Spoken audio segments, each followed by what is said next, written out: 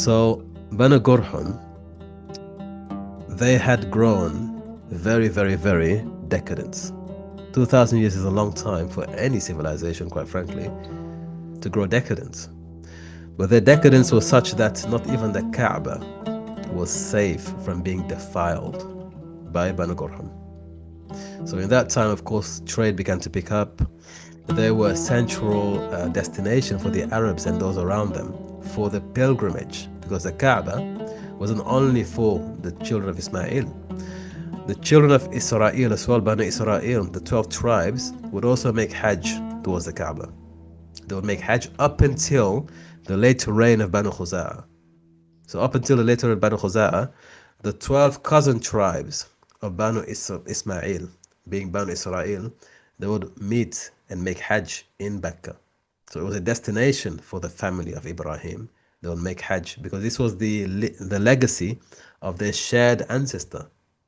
So although Banu Israel were now in Canaan and Judea, they would make Hajj to Mecca, and they would meet their cousin tribes, Banu Ismail. However, during the reign of the Ghurhumites, Banu Ghurhum, this became an industry.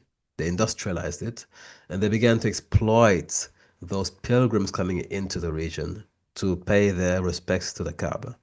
There were also many economic incentives to trick and extort those pilgrims coming into the region.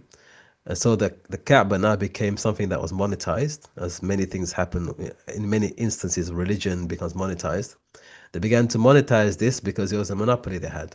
It was under their care. They were controlling the city. People were coming from all over the Arabian Peninsula to venerate the house. And so they began to monetize and also exploit the people. They grew wicked and decadent. And again, this took about 2,000 years. It wasn't overnight. It took a long time. The well of Zamzam was also still there, and they also had the prestige of guarding over that. And furthermore, they had a complete monopoly over the region. So they began to effectively exploit and abuse their power. It was said, and it's been reported in many, many Islamic chronicles, Muslim Arab chronicles, and also non-Muslim Arab chronicles, non-Arab Muslim chronicles, for example, the Persian scholars such as at-Tabari. They mention several accounts of some of the Ghurhumites committing fornication inside the Kaaba itself. So they began to take the Kaaba as a meeting place to commit fornication. And one such tradition comes back down to Quraysh. They actually trace it down to Quraysh because it's carried down by generation.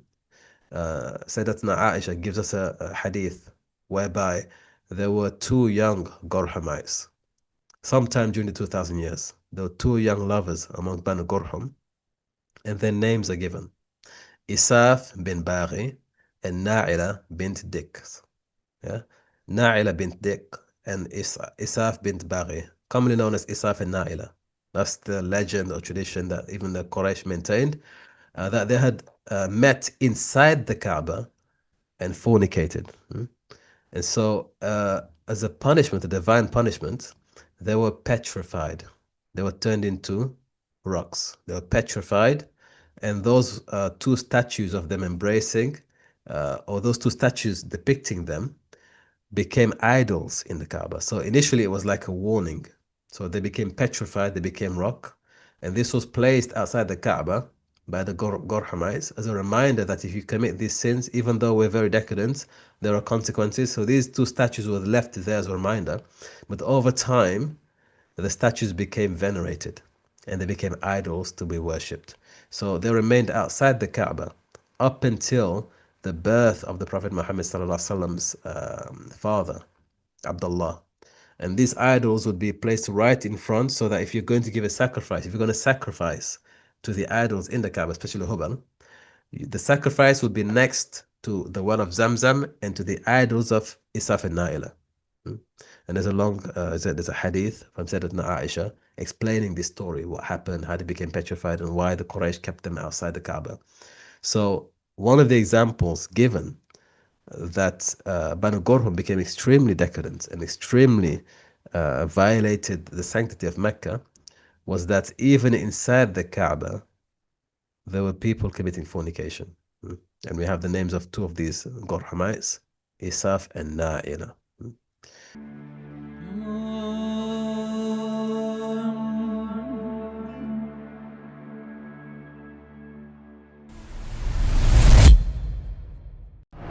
If you're enjoying this lecture and would like to learn more about the history of ancient Arabia in all of her glory, then you will love Civilis Arabica. This series of lectures is delivered as part of an annual history program for only £10 a month.